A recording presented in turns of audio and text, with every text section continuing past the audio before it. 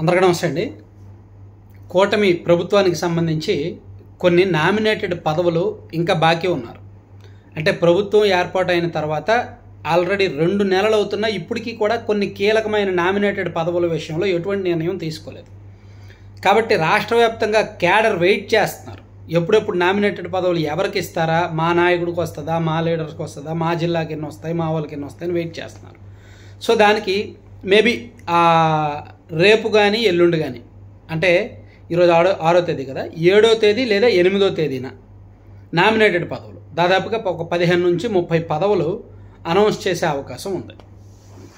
దానిలో రాష్ట్ర వ్యాప్తంగా అందరూ ఎంతో ఆశగా ఎదురు చూస్తున్న టీటీడీ చైర్మన్ పదవి, ఆ పదవి విషయంలో అనేక అనుమానాలు, సందేహాలు, రకరకాల ప్రచారాలు, గాసిప్స్ వచ్చాయి.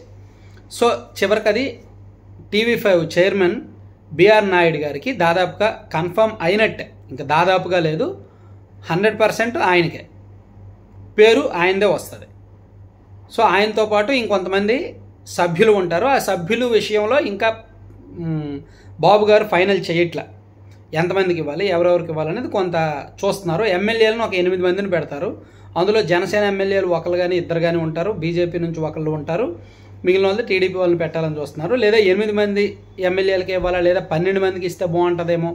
అలాగే బయట నుంచి కొంతమందిని, ఆ కార్పొరేట్ శక్తులని, బిజినెస్ మ్యాన్స్ని, వాళ్ళని వీళ్ళని చాలామంది ఆశిస్తున్నారు పదవులు. టీటీడీ బోర్డు డైరెక్టర్ పదవి ఆశిస్తున్నారు.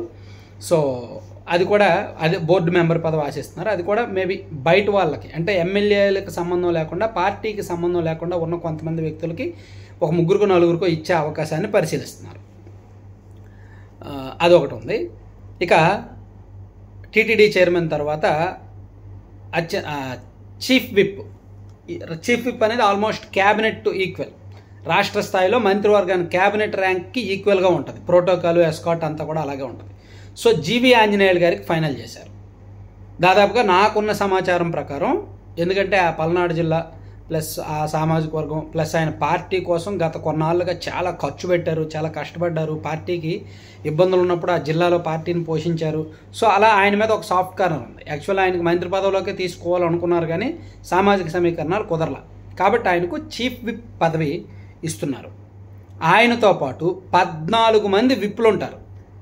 అంటే భారీ స్థాయిలో, గతంలో టీడీపీ ప్రభుత్వం ఉన్నప్పుడు 4 అనుకుంటా విప్లు కదా, 2014 నుంచి 19 వరకు విప్పులు 4. కానీ వైసీపీ వచ్చాక ఒకసారి 6, ఒకసారి 8 మందికి విప్పులు ఇచ్చారు. సో ఇప్పుడు ఈ ప్రభుత్వం 14 మందికి పార్టీ విప్ పదవి ఇవ్వబోతోంది. ఆ 14లో జనసేన పార్టీకి సంబంధించి ఒక 3-4 ఉండే అవకాశం ఉందంటున్నారు. లేదా జనసేన కాకుండా ఓన్లీ వీళ్ళే 14 తీసుకుంటారో తెలియదు, జనసేనకు వేరేది ఇస్తారేమో. మొత్తానికి జనసేనకైతే విప్ పదవులు ఉంటాయి. శాసనసభలో ప్రాతినిధ్యం వహిస్తున్న ప్రతి పార్టీకి విప్ పదవులు ఉంటాయి. సో వాళ్ళ ఎమ్మెల్యేల సంఖ్యాబలాన్ని బట్టి ఉంటాయన్నమాట.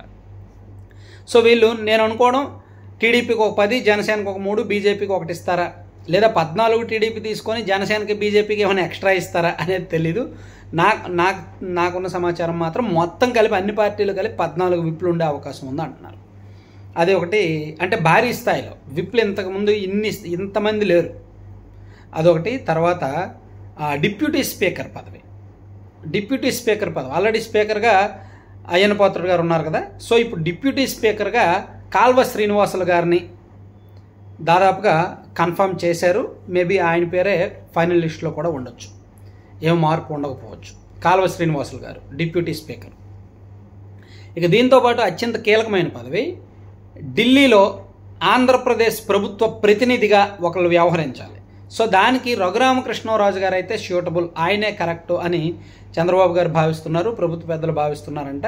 అలాగే కూటమిలో ఉన్న భాగస్వామ్య పక్షాలు కూడా ఆయన పేరే దాదాపుగా సిఫార్సు చేశాయి. కాబట్టి రఘురామకృష్ణరాజు గారికి కూడా ప్రోటోకాల్ ఉన్న పదవి, క్యాబినెట్ ఈక్వల్ ర్యాంక్ ఉండాలి. కాబట్టి ఆయనకు ఢిల్లీలో ఆంధ్రప్రదేశ్ ప్రభుత్వ ప్రతినిధి అనే పదవి ఇచ్చే అవకాశాన్ని పరిశీలిస్తున్నారు. కాకపోతే ఇక్కడ చిన్న ఇవన్న ఏంటంటే, రఘురామకృష్ణరాజు గారిని ఎవరు తట్టుకోలేరు, ఎవరు కంట్రోల్ చేయలేరు. సో ఆయన మాటలను కానీ అదంతా కొంచెం పార్టీకి ఇబ్బందికరమేమో అని ఆలోచిస్తున్నారు. ఒక్కటే కాస్త డ్రాబ్యాక్, మిగిలిందంతా ఓకే. రఘురామకృష్ణరాజు గారిని క్యాబినెట్లోకి తీసుకోవాలన్నా, ఏమైనా పదవి ఇవ్వాలన్నా, పార్టీలో ఎత్తున పెట్టుకోవాలన్నా ఆయనకు వ్యతిరేకంగా కూడా బీభత్సమైన లాబింగ్ జరుగుతుంది. ఆయనకు పదవి ఇవ్వద్దు అని చాలామంది లాబింగ్ చేస్తున్నారు. ఆయనకు అనుకూలంగా లాబింగ్లు జరుగుతున్నాయో లేదో చెప్పలేం, కానీ ఆయనకి ఇవ్వకూడదని చాలామంది లాబింగ్ చేస్తున్నారు.